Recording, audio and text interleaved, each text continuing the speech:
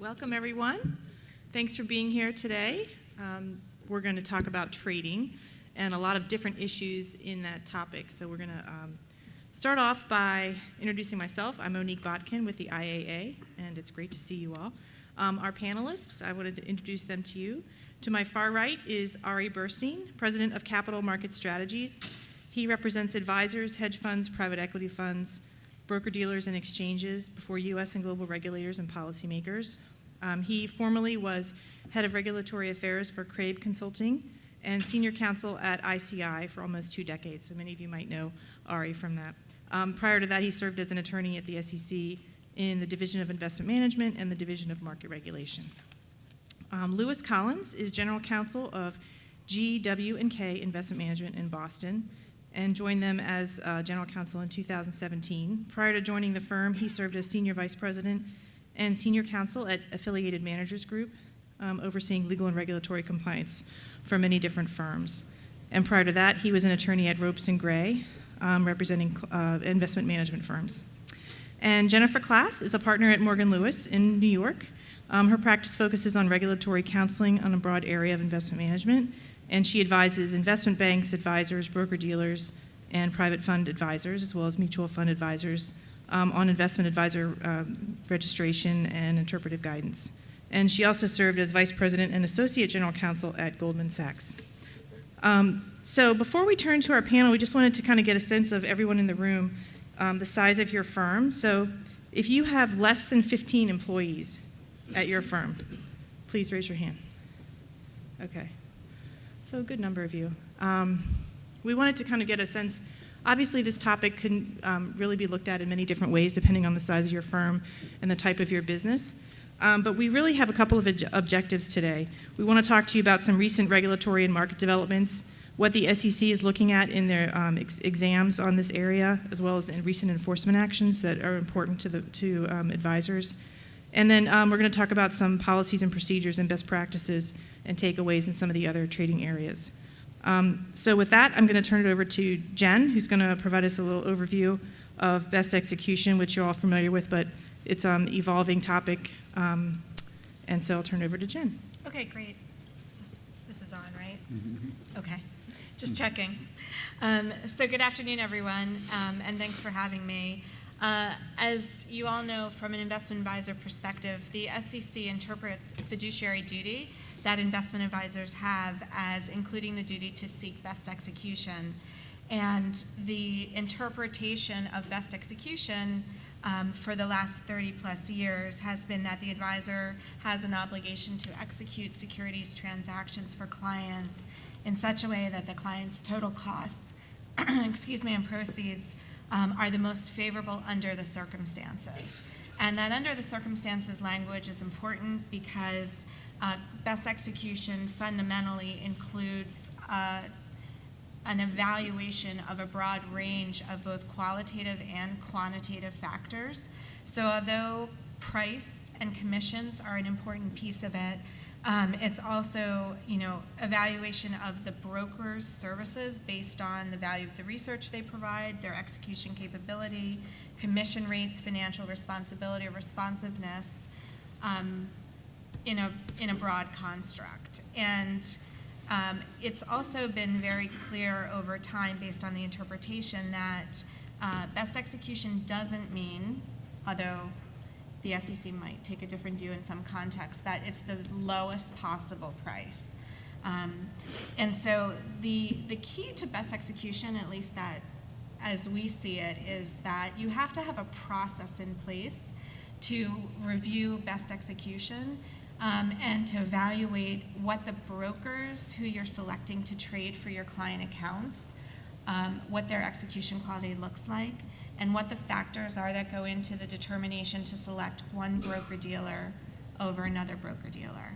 And so this concept that advisors should periodically and systematically evaluate the execution performance of the broker-dealers really gets to process. And we'll talk about this, but a number of the enforcement actions in this context are really focused on firms that either don't have a process or don't have documentation to support their process. Or are committing fraud. Those are the easy ones. Yeah, exactly, the low-hanging fruit. Exactly. And so the next page, just at a very high level, lays out some of the other factors that firms take into consideration with respect to best execution. Obviously, what factors you focus on and how you weight them will vary depending on the nature of the strategies and the securities that you're trading. So, thanks for that background, Jen. Louis, can you talk a little bit about how your firm handles it? You've got a unique firm, you've got 3 trading desks, so maybe you can explain a little bit about. Sure, yeah. And Jen, as you were going through that was very helpful, and it reminded me just how squishy this world is. The squishiness can both be a frustrating part of this. Maybe it could be our enemy, but I think in some ways it can be our friend, especially for the smaller firms, because I think it really allows you flexibility as to how you approach this. And so I think what we want to do here is try to go through some practical tips that you can consider and think about taking away. And again, I'd say it's got to be right-sized for your firm. It's got to be something you can afford to do. It's got to be something you have enough staff power to handle, and something that you can actually, maintain and do. So our firm, just for reference, is sort of in the middle. We're $39 billion of assets under management, 150 people. We do have 3 trading desks, so we trade municipal bonds, taxable fixed income securities, and equities as well, so both the U.S. and global equities. So with 3 different trading desks, we have sort of 3 very different sort of types of best execution considerations, so we see a little bit of everything. My first piece of advice would be don't do it alone, right? You're the compliance officer. Form a committee, form a group. There's safety in process. I totally agree with that. And if you're a firm of 10 people or 8 people, your committee might be 2 people, you and one other person, and that's absolutely fine. If you're a bigger firm, it might be 6 or 8 or 10 people. But form a committee and have constituents from other parts of your firm, traders, operations people, et cetera, who can weigh in on these considerations. The best execution release, which I think we're going to talk about in a minute, gives you a really nice roadmap for what your committee should do, right? Came out last year. It's a great guide for the things you should be considering. I think it also helpfully reiterates the flexibility that you can apply when you're approaching these things. I think it sort of comes down to 3 legs of the stool, right? So one is obviously your policies and procedures. That's what you say you're doing internally, and you want to make sure that what you say you're doing internally, you're doing, right? The next thing, of course, is your disclosure. That's what you're telling your clients and the regulators, and that's going to be mostly in your Form ADV. And then the last thing is sort of your process, and that's what we'll talk most about today. Again, committee, some level of testing, some level of analysis. Some firms will do third-party analysis. We use a third-party best execution provider. Some of the bigger firms use that. Some of the smaller firms can't use that, but you can use other things. You can use internal tools. There's some pretty good tools in Bloomberg, as I understand. You can look at the execution prices and the range of brokers that you're working with, so you can, again, at least form some basis, for that analysis. But really keep it fresh is what I'd say, right? So if you haven't looked at your broker list for the last 6 years, well, it's probably time to look at the broker list and dust that off. If you haven't really tried to negotiate, if you trade mostly with one firm and you haven't really tried to negotiate the commission rate with that firm for a number of years, it's time to take a run at them. And they may be big and you may be small, and they may say no, but then at least you can show that you've tried to negotiate the commission with them. Hey, Louis, how often do you look at your broker list? Yeah, so we try to look at the broker list once a year, and then we also have a process where any new broker has to come through the committee for approval, and we'll do things like look at their focus financials and things just to sort of assure that they're a credible trading partner. So what has OC said about risk in their risk alert about how firms, they issued one last year on best execution? Right. So in July of last year, they did a risk alert, which was really a summary of their findings in connection with, a sweep of exams around best execution. And they do the risk alerts periodically to highlight their findings and also to sort of put the industry on notice in terms of practices that they're seeing that could be improved upon. So they listed out some of the common deficiencies they find. The first was, as I mentioned earlier, just not being able to demonstrate the ongoing review of best execution. So not having a process for periodically and systematically reviewing both the brokers that you're using and the execution quality that you're getting from them, or not having documentation to support that. There was also focus on firms that use a single broker-dealer, and Lewis alluded to this, but there are many firms, particularly on the smaller side, who custody all of their clients' assets at a particular platform or broker and then execute all their trades through that broker. So the first question is that a directed brokerage arrangement, meaning that the clients are instructing you to trade through the custodian, or is the advisor selecting the custodian? That depends a bit on how you set up your programs. In most cases where all the trades are going through the custodian, we either recommend that there be a direction from the client or at least a contractual acknowledgement that substantially all of the trades are going to go through that particular custodian. So Jen, does it matter if the advisor is the one selecting it, or if you say, client, please sign this, you're selecting it, even though the advisor may be actually the one? Yeah, I mean, at the end of the day, that's a little bit of form over substance. So whether you actually have the client directing you or whether you're saying this is the only platform we offer, it's coming down to the advisor. And so instead of taking the position that since the client directed you, you don't have a best execution obligation because you're not selecting the broker-dealer, I think the better practice is to evaluate that broker-dealer from a best execution perspective. And that means looking at the quality of the execution, and also means going out and kicking the tires periodically to determine whether you can renegotiate prices or rates on behalf of your clients. And what about going to other platform providers, like on an annual basis?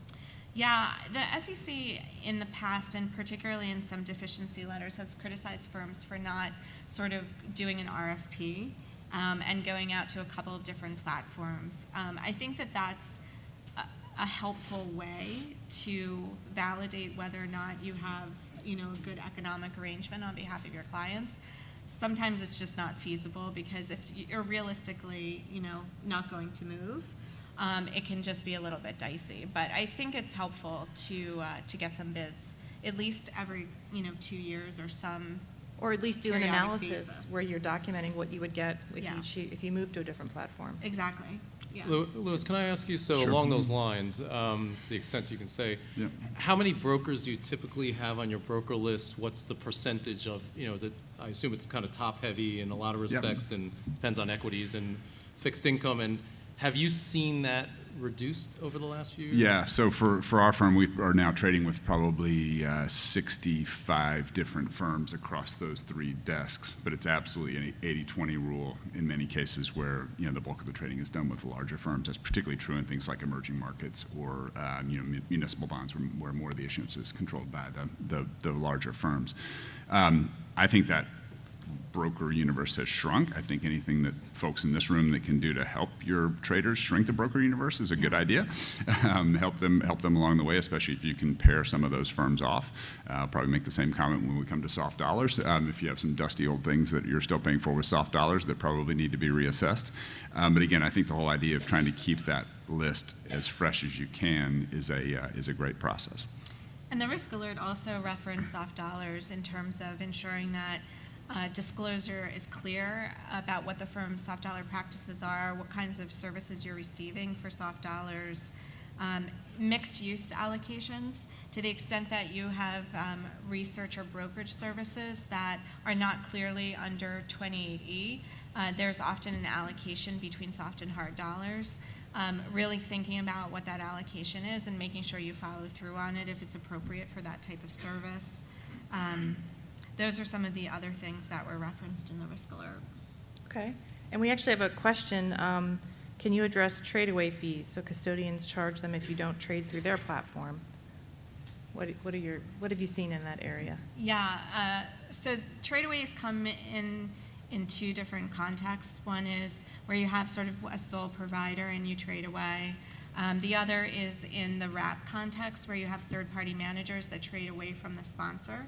In both cases, I think the issue is that the client is going to incur additional brokerage commissions or costs associated with the trade-away activity. And so the first issue is making sure that you have clear disclosure to your clients that they may, in circumstances where the advisor trades away, incur the additional cost. If you have a wrap situation where there are a number of managers, disclosure about which managers are trading away, the amount, the percentage that they're trading away, and the incremental cost has become, and we'll talk about the Lockwood case later, but that has become, I think, more industry standard, so that both the clients and the representatives who may be recommending managers have access to that information. And then the third component of it is understanding why the advisor is trading away. So if it's you, what are the circumstances under which you would trade away? That has to factor into your best execution analysis. You have to conclude that notwithstanding the additional cost, there's a true benefit to your client. And so it's typically fixed income or certain types of securities for which firms are trading away. In the wrap context, that trade away analysis and the reasons for it goes into the due diligence of the managers and why you might select or retain a manager on your platform. Thank you. Right, and those of you who are on managers on wrap platforms are undoubtedly seeing a whole rash of questionnaires on this, and that might have been what drove this question. We referenced some of the enforcement actions in this area, but it's absolutely something that's on the sponsors' minds as to where you're trading, how you're trading, so that they can then in turn disclose it to the end clients. But I completely agree that it's a perfect thing to sort of fold into your committee's review of best execution. Generally, there may be very good reasons to step trades out. As an example, we step trades out for bond trades, as you said. And you also may need to step trades out because there's a restriction. You can't trade with an affiliated broker or something like that. But if it's sort of the classic wrap platform and you're trading equities, most of those trades are probably going through the platform unless you have a really good reason to not trade there because it's going to cost the client more money. So before we turn to the interpretation, which I think we'll probably weave into the discussion on share class selection, how about we turn to you, Ari, and you can talk a little bit about your experience and background and the impact of market structure developments. And we're going to try to weave in the fixed income analysis as well during that. Okay, great. So I am going to talk a little bit about some issues that clearly weave in. As Jen said, there's a lot of qualitative factors that go into best execution. Process, as Lewis and Jen pointed out, is very important. So as folks in the audience here are kind of kicking the tires, there's been a lot of developments in market structure and trading, both regulatory driven and market driven, that will impact, I think, how advisors, both big and small, should be looking at best execution. So we'll just tick off a couple of the major topics. So one of the big things that's been happening, and probably a major thing, is there's a lot more information out there now that the SEC has been pushing out and that the markets have been pushing out about how orders are being routed.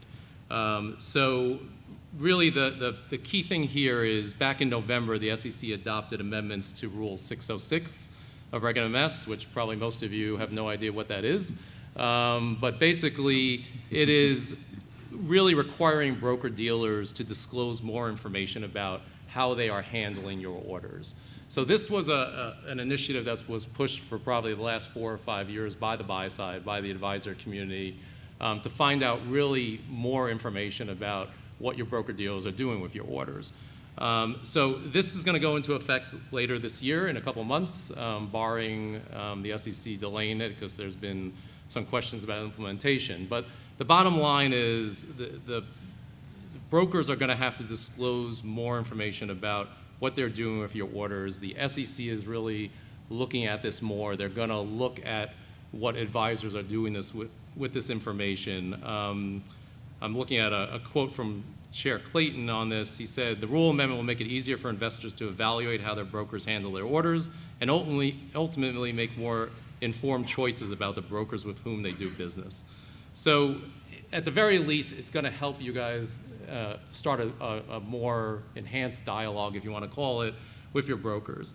The other thing that's been playing into this is the continued advancements in trading technology. So that's going to impact how you look at best ex, how you trade your orders. So obviously there's been advancements in algorithms, in your order management systems, your execution management systems, in your relationships with your brokers. That also kind of plays into how you're going to look at best X. If we can go to the next slide, just real quickly, all this also plays into addressing conflicts of interest. Again, conflicts that you should be thinking about when you're choosing your broker. So another thing that the SEC has pushed out is what they're calling the transaction fee pilot. And I guess just for background, how many folks in the audience know what the transaction fee pilot is? Okay, so not many. So, this is a perfect example. So this gets a little into the nitty-gritty market microstructure debate, but basically what the pilot is going to look at is the amount of money that the exchanges pay a broker-dealer to route their orders to a particular exchange. So right now, the exchanges pay rebates for a broker to route your orders to their exchange, and the exchanges compete on how much they will pay out to a broker to route your orders. Again, I'm getting puzzled looks in the audience, but this is a perfect example of things you should be kind of paying attention to. Your traders probably know this, but it should be starting to weave into the legal compliance staff. So what the pilot's going to look at, it's going to have a couple test buckets, and not to get, again, too into the weeds, it's going to really test how changes to the amounts that the exchanges can pay, or what they charge for access fees, to bring liquidity to the exchange, how that impacts how orders are being routed. So the hope is that it should allow more scrutiny from all of you from their brokers about how they're routing their orders. And then last but not least. Wait, Art, can I ask you what they're supposed to do with that information? Well, so that's a perfect question. Let's kind of take a step back. I guess you have advancements in information that's going to be at your fingertips now, and how your orders are going to be routed through the 606 amendments. You have more technology at your fingertips, how to crunch that data, how to trade more efficiently, supposedly at lower costs. You will have more information about conflicts of interest that your brokers have. The 606 information will also include some of the payment for order flows that your brokers will receive. So if you look at all of this together, Monique, I guess there's going to be more information at all of your fingertips. Now, the challenge, which I put on there for advisors on each of these subjects, and I guess, Louis, I can ask you, is that's all well and good, but if you are a larger advisor in the audience, you could have the resources to kind of crunch the data internally. You probably have a team of folks creating algorithms internally, and whatnot. I think the challenge is going to be, and while this rule was being put together, we kind of warned the advisor community, you got to watch what you wish for. You're asking for more information. Now you have that information. If OC comes in and starts asking you, what are you doing? Have you changed your policies and procedures? Have you looked at your broker list? Well, no, not really. Or your clients, if they get smart and start realizing that this is out there now, start asking you, again, what are you scrutinizing your brokers about? That's, I think, going to come soon. I think the challenge is, and we talked about this a little before, Louis, is for a smaller firm, you don't really have the resources to hire outside vendors to crunch that data. You don't necessarily have 10 traders who are creating your own algorithms. So I guess I'll ask you, Louis, I mean, what are the challenges that you guys face in crunching this data? You mentioned that you have a vendor, but you have 11 or 12 traders. Mm-hmm. How are you looking at some of these advancements? Yeah, no, great questions, and there are real things that each of us will sort of struggle with in our own way. Look, I think sunlight is the best antiseptic, so put this in the category of more information now coming through to your firm that you can use in a way to evaluate this overall process with all the factors that you mentioned in the best execution analysis process. So we sort of fall somewhere in the middle, so we don't have people who are writing our own internal algorithms to crunch this data and make the most informed decision. But we will, I expect, and we haven't decided what to do, but I think we will probably push this data out to our third-party provider and let them, as the theoretical experts, come back to us and tell us, what they think about it and how it sort of impacts the analysis. But again, I think about it as just more data to know about and be aware of, and then again to be able to fold into your processes as you're looking at your range of brokers, what you're paying, and how they're doing for you. Yeah, and just to be clear, I mean, the squishiness, as we call it, of best execution kind of helps out here. There's no requirement for anybody, here, a small advisor, a mid-sized advisor, to hire and spend the money on outside vendors to crunch the data. I think the challenge is, how do you utilize your resources that you have? Maybe you take it into your best ex committee. And I think the key is, honestly, start asking those hard questions of the brokers. And if you don't know what questions to ask, there are folks who can kind of help you out there. But I think it's time that, the brokers can have more scrutiny given some of the information out there.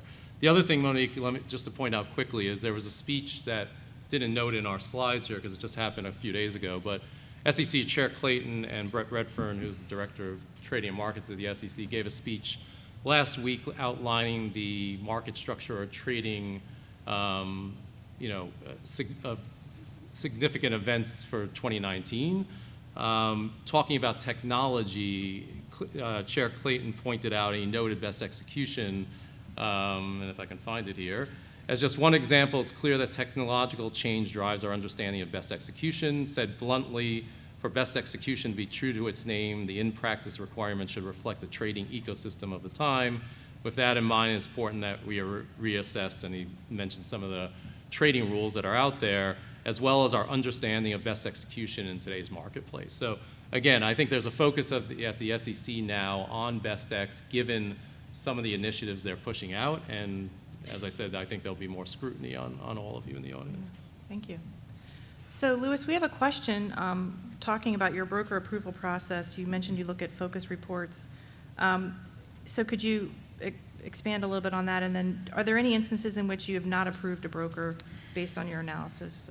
Yeah, great question. So we, at least in my couple of years with my current firm, we have approved the brokers that have been presented to us, but we have a pretty mature broker list, so we've only seen a few new brokers. I have, however, seen other firms who have declined a broker for one reason or another. Either they were very small, they were concerned that they had the sort of capital wherewithal to be able to, or the sort of the strength and robustness to be able to execute the trades, or that they had sort of significant regulatory baggage coming along with them. Sometimes brokers are being presented in order to get research from that broker. So if the broker falls into that category, there are other solutions to that, and I think we'll talk about commission sharing arrangements in a little bit. But there may be another way to achieve the objective if you're really after that broker, or your investment team is after that broker for research purposes. Thank you. So that leads us to our next topic. As Jen mentioned and Louis just mentioned, one of the factors you consider is the availability of research. And the sea change has really occurred over the last year and a half with the MiFID implementation in the EU and the effects of that on the U.S. research market. So Jen, could you provide some high-level overview for the audience and maybe some things about what they should think about, even if they're not subject to the EU MiFID requirements? Yeah, certainly. So effective in January 2018, MiFID II essentially took the position that for investment advisors who are domiciled in the EU, that there's an unbundling requirement. Effectively, the concept is that clients should understand how much they're paying for brokerage and how much they're paying for research. And so it had the effect of sort of pulling that apart and requiring firms, for the most part with certain exceptions, to pay for research with hard dollars.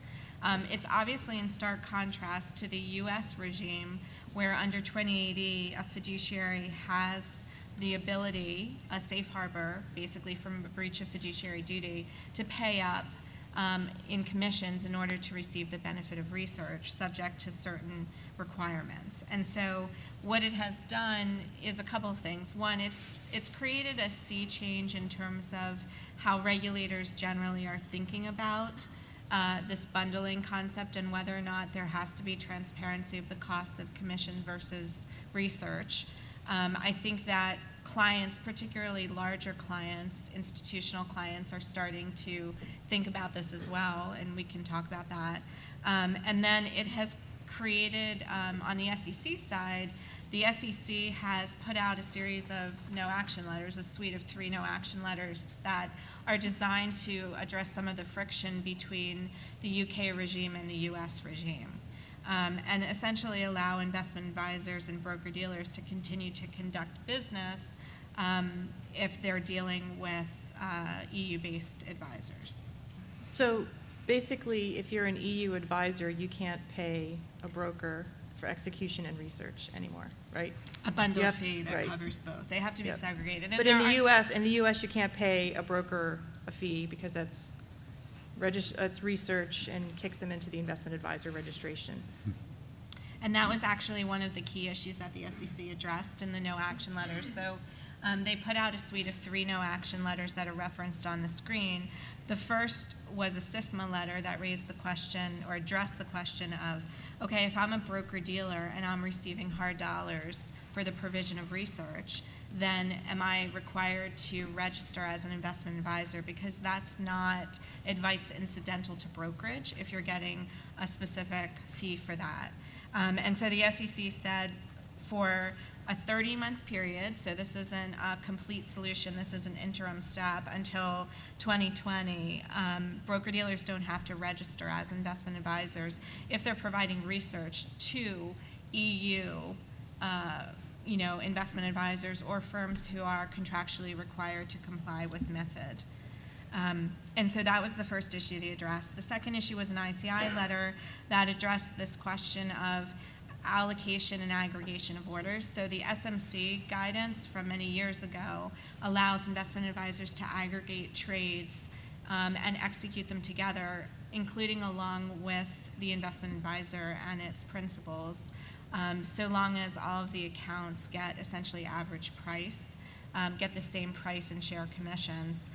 This issue, again, because we're separating out research and commissions, raised the question of whether you could still comply with that guidance. And so the SEC updated that to allow SMC essentially to still apply in the context of a separate research and brokerage charge. The idea there is that you can aggregate accounts of different clients, some of whom are paying different fees because they may or may not be including research in the cost. And then lastly, there was a SIFMA AMG letter that addressed the issue of whether or not 2080 still applies if a client is paying for research through an RPA, which is a research payment account. And again, the SEC has essentially put these letters in place to maintain the status quo for the short term. But there's a lot of questions as to what's going to happen on a longer term basis.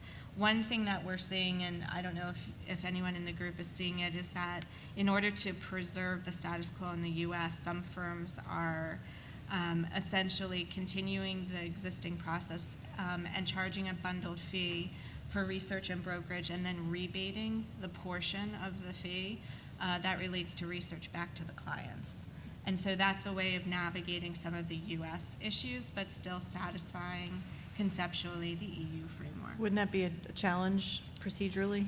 It is Yes. a challenge procedurally, and you still get into unbundling, but on the back end as opposed to the front end. So it's not a perfect solution. Right. So Louis, you are a U.S.-based firm. How Yes. does this market change and regulatory change impact you? Yeah, so the answer is, from a direct sense, it does not impact us at all. We are not subject to MiFID. Probably true for most people in the room. However, from an industry development sense and a marketplace sense, we have the strong sense that pressure is coming on the payment and use of soft dollars or using some form of commissions to pay for investment research. It's a place where Europe is the leader, and the U.S. SEC hopefully will not follow from a regulatory standpoint, but we're seeing some client pressures, and certainly in the industry, some client pressures that are starting to drive the industry into this place. So what forms could that take, right? So that could take the form of an execution-only instruction in your contract from an institutional client that might say, great, glad you get a bunch of free research from your trading for all your other clients, but not for me. I want you to trade me execution only at 2 cents a share instead of 4 cents a share, or whatever the numbers are. Well, you can do that, right? You probably need some disclosure in your ADV around it, because essentially, that firm is that client is sort of being subsidized by your other clients if you're using the research across your shop. So that's one question. As you work further down the extreme, some clients may say, actually, we think you should hard dollar all of your research, right? So that's the most sort of provocative and complicated version. It also obviously hits your bottom line as an investment advisor, so that's an update that may not go over, very well as it comes to that. But there is pressure around that. It raises some really interesting and I think complicated practical issues. How do you value the research? How much is that company meeting worth? $100. I don't know. Okay. How much is that email worth that I got? I hated that email. That guy's a moron. Okay, that worth $0, right? I mean, so you're going to be making some subjective judgments about the research you get to value it, and then you're going to need it for sort of track it. And so we're starting to think about some of those things, but we're very early in that game, and it's an interesting development. So, No, I think one of the other ramifications may just be whether you can continue to aggregate those trades, or whether you're going to be trading your commission-only accounts separately from your full. You bet. Yeah. Absolutely. and Ari, what have you been seeing? And you've been working with a lot of different Yeah, market so, participants. I look at this less from kind of the legal standpoint, more from kind of, the practical standpoint of what's happening in kind of the industry. I think, this is, going to be one of the biggest, if not the biggest, sea change in the economics of the business coming down the pike. So we've seen this in the last couple of years. The larger asset managers were talking about it, and you're starting to see that kick in.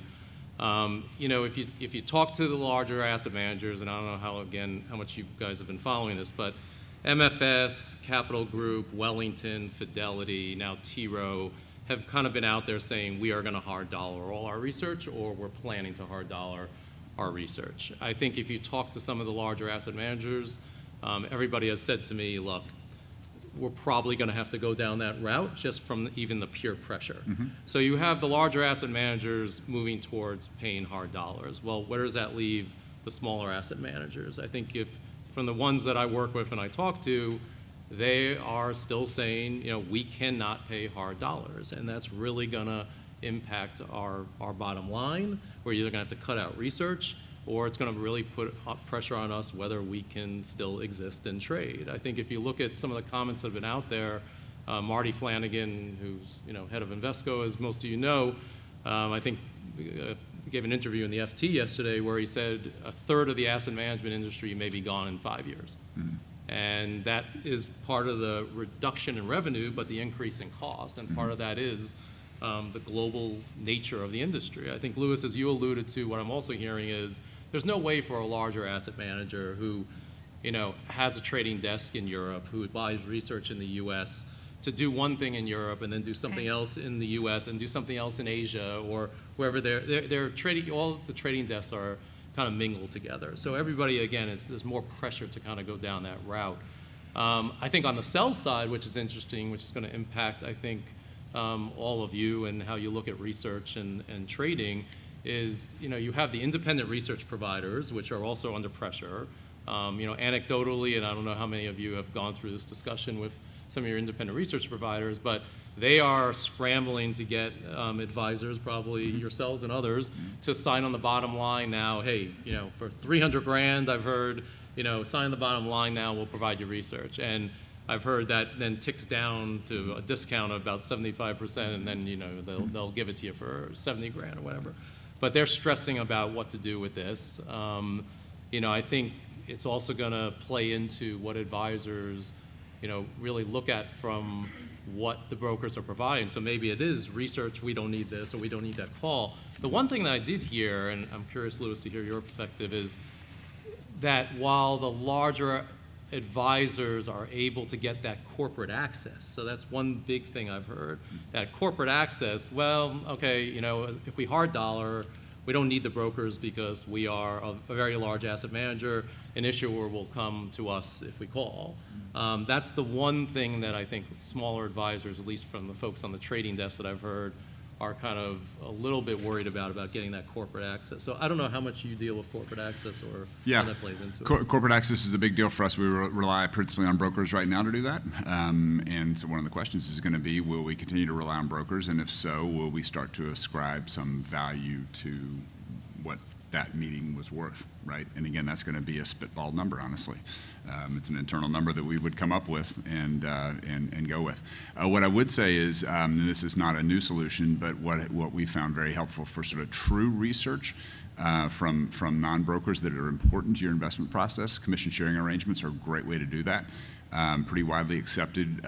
We've sort of moved pretty much all of our sort of, I call it soft dollar practice, but really now to sort of commission sharing arrangements.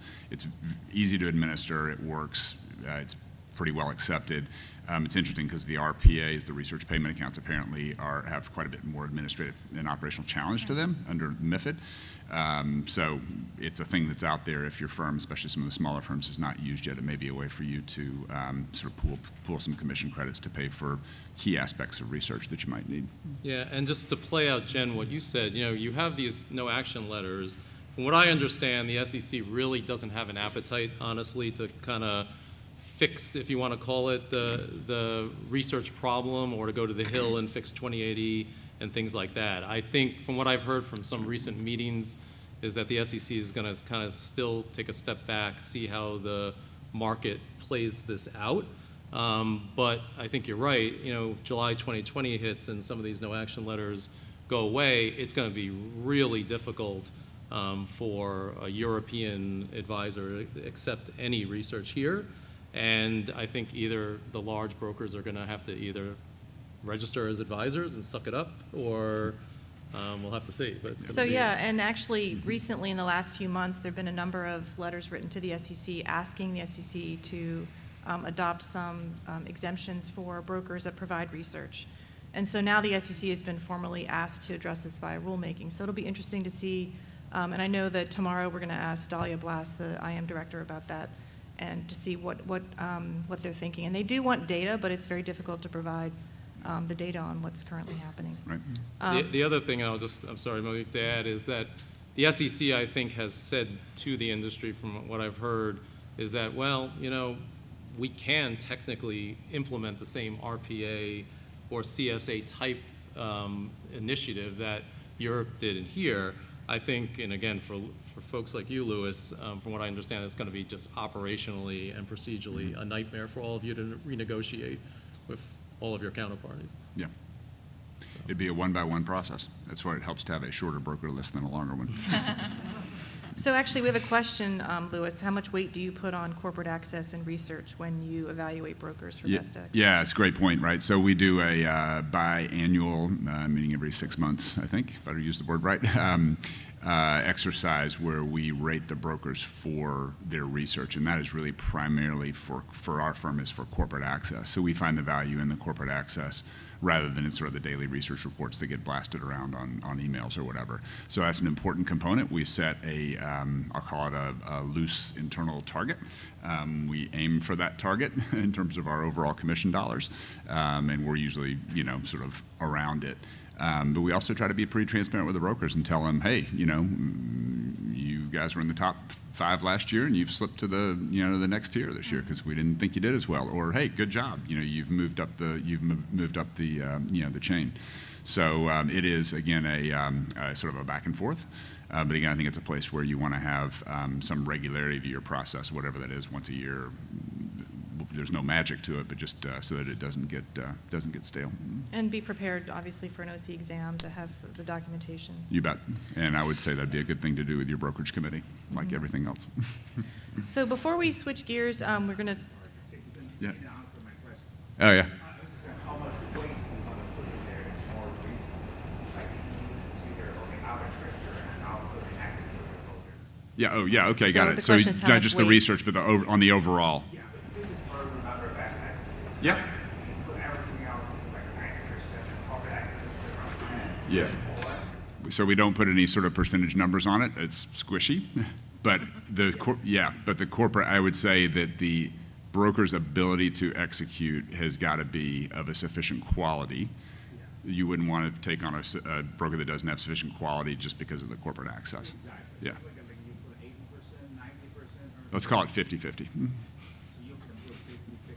Except we don't put percentages on it. It's a consideration, honestly. I mean, think of a set of factors that we're considering. That would be one of the factors we would consider. Yeah. First of all, they've got to be on the approved broker list, right? So they've got to clear a hurdle, or we're not going to trade with them in the first place. If they don't clear that hurdle, then we might consider paying them through a commission sharing arrangement program, where they're just a research provider payment. But the ones who are actually brokers we're trading with are actually pretty good brokers, right? I mean, their names you would recognize, and they're pretty good firms. So I think those firms are going to be probably okay. So it doesn't come to the point of having to say, okay, 10%, 90%, 50%, yeah. So before we switch gears, and we could spend a lot more time on research, but we wanted to cover some other areas. Jen, I have a question for you from the audience. We're going to turn to principal trading and aggregation, allocation, and trade errors. But the question is, when does Best X apply to mutual fund trades, and how does it apply?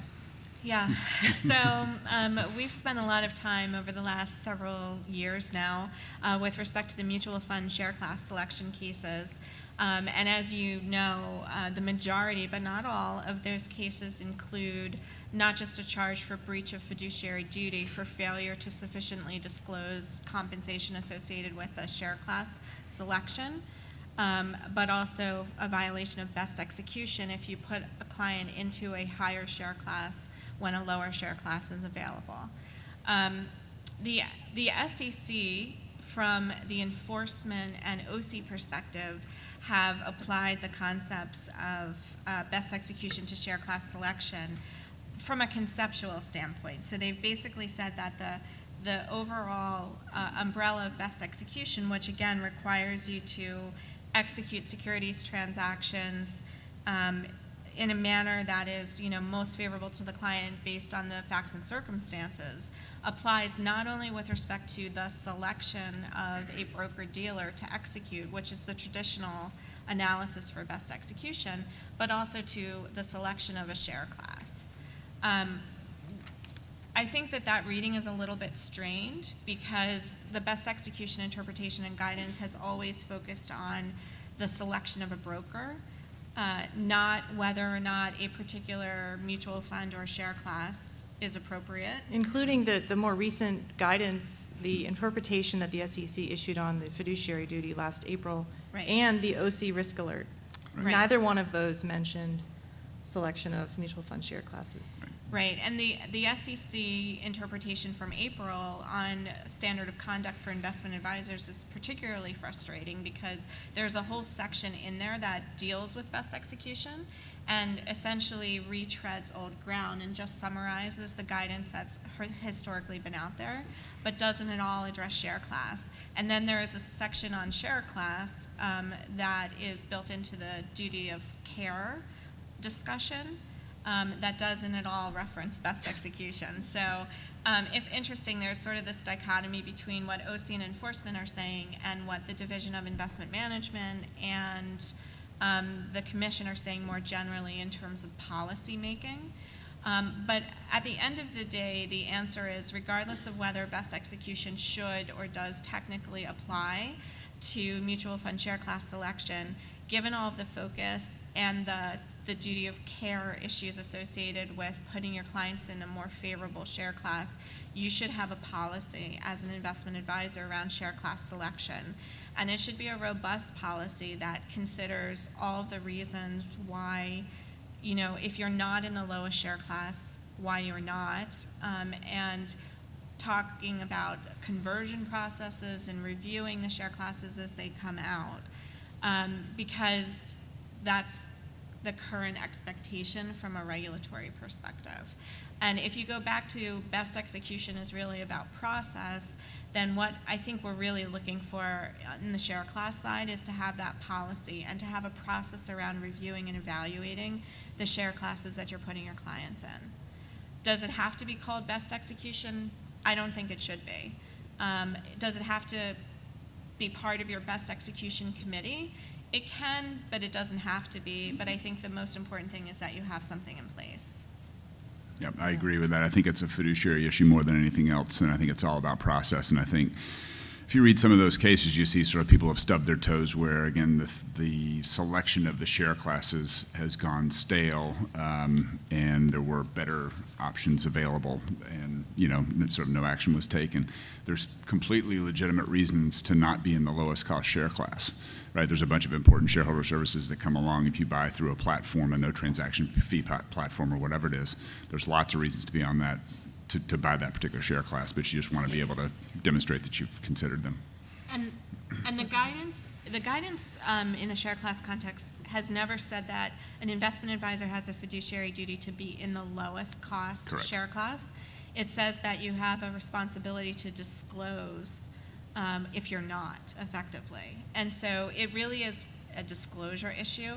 To Lewis's point, there may be very good reasons why you're in a higher share class, but you have to make sure that you have the rationale to support that and the disclosure, and very clear and very precise disclosure that addresses the conflicts associated with the higher share class and the compensation that the advisor's affiliates typically receive, or the advisor if it's a dual registrant in that context. So Jen, if you take out the compensation part and you disclose that you may put them in a higher share class, that would alleviate your, assuming you're doing all the other things? Yeah. That would alleviate your potential violation of a best ex? Well, it's a duty of care, and so you have to have a rationale around why you're making the share class selection. But if you have a legitimate rationale and you have disclosure that makes it clear to clients, like there are some firms that say, we're only investing you in share classes that pay us a shareholder servicing fee because we use that compensation to support the operation of the managed account platform.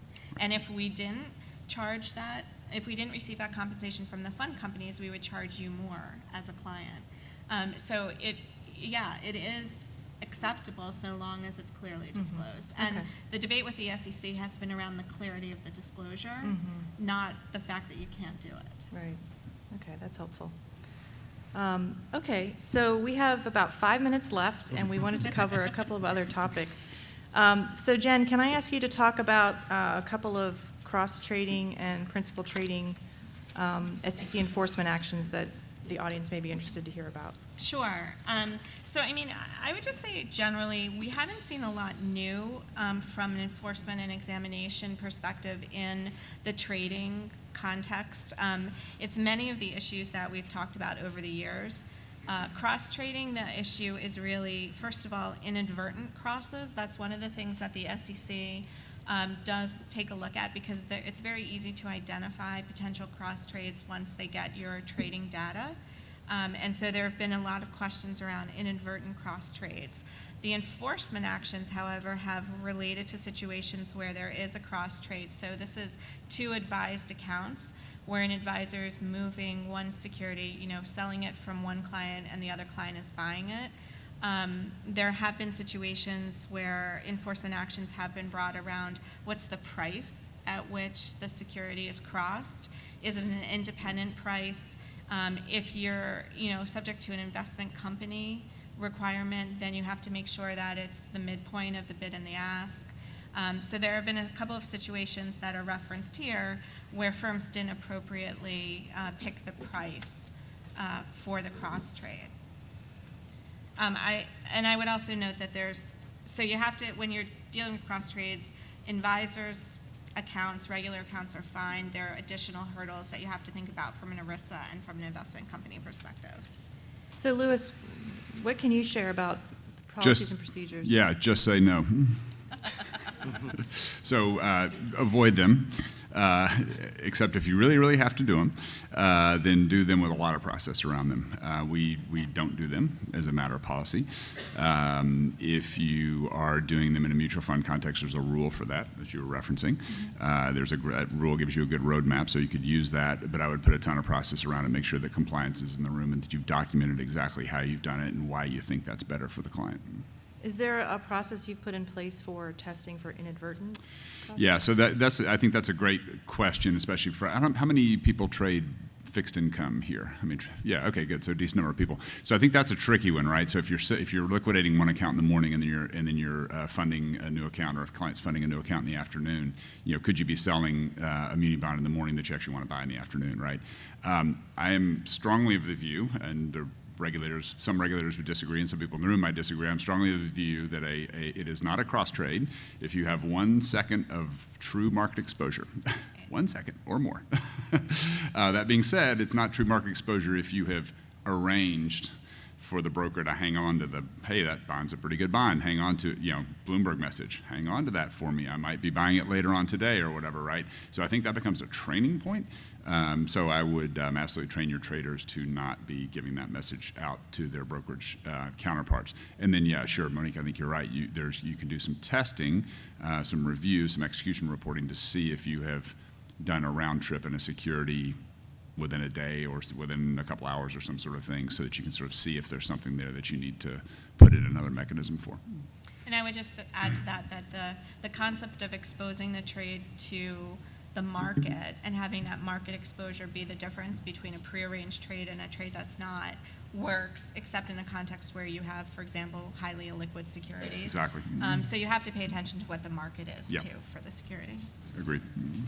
So, trade error resolution. Do you want to say a few things about that? Sure.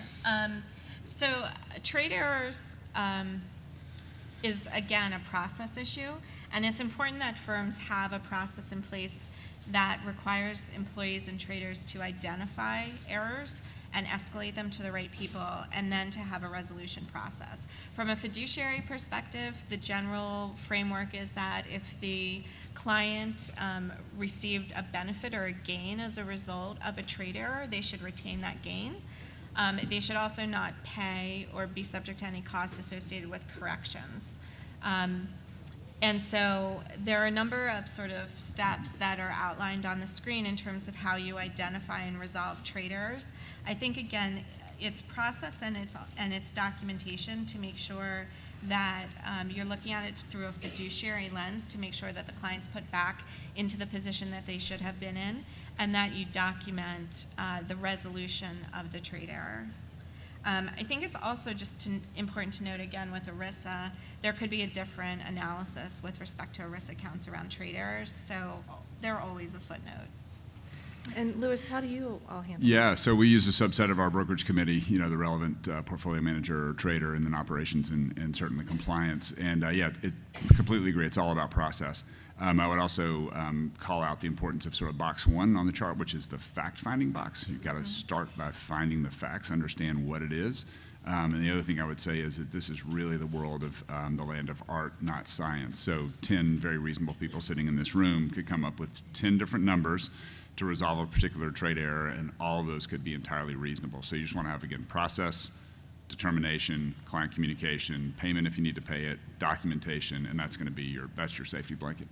Errors happen, right? So they're going to happen, and it's okay. That's not a problem. You just want to have a good process. Do you recommend that's an area to get a third party to analyze? We don't use a third party. I'm not sure I'd want a third party looking at it. I'd rather make the determination myself. I suppose if it were really a super complicated one, I might call someone smart like Jennifer and get her legal counsel. But I would rather make the determination myself and then obviously communicate it to the client. Sometimes the client will say, I don't think that's good enough, right? And so you may also then, this sometimes morphs into the land of client accommodation, which is not a fiduciary matter, but becomes just a matter of, well, we'll take one for the team kind of thing. So. Yeah. So, Touch on ERISA and other considerations that may be helpful in going through that resolution. Yeah, so the ERISA considerations are, from an SEC perspective as an investment advisor and a fiduciary, we want to put the client in the best possible position. From an ERISA perspective, there are real considerations associated with how you calculate and correct an error and the impact it potentially has, particularly if it's a more complicated analysis, includes multiple accounts or multiple trades.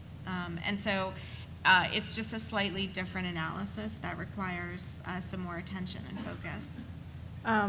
yes? Skip over the part of the last slide on fractional share trading. Yes, absolutely. Sure. So fractional shares are under the principal trading header because one of the questions that has come up for firms that are trading in fractional shares is whether or not that trading is a principal trade effectively. And so the analysis is that if you're going out to the market for 100.3 shares, or if that's what the total client order is, and you go out to the market for 104, you buy 104 into inventory, and then you effectively sell 100.3 to your clients, have you just engaged in a principal trade? And the answer is yes, you have. And the way that most firms are considering it and thinking about it is not to engage in that sort of principal transaction, but rather to have the investment advisor trade along or the broker-dealer trade along with the clients in order to create a whole share. So you essentially aggregate up your client orders. You have 100.3 that needs to go out to the market. The investment advisor participates for its own account or the affiliated broker at 0.7 to make a complete whole share. You go out to the market. You buy 104, and then the trade comes back and is allocated back to the investment advisor and then to the client accounts. And the theory there is it's an SMC sort of aggregation and trading along process where you're not buying the securities into inventory and then selling them out again. The SEC has started to focus on this issue of fractional shares. There's only one no action letter, JP Morgan no action letter out there that addresses fractional shares. It's in a very limited circumstance, and so many firms are not relying on that for the sort of day-to-day fractional trading that investment advisors are increasingly looking at implementing. Great, thank you. And if we didn't get to a question that you're interested in, we'll be up here for a few minutes. Thank you very much, Ari, Lewis, and Jen, and enjoy the rest of the conference.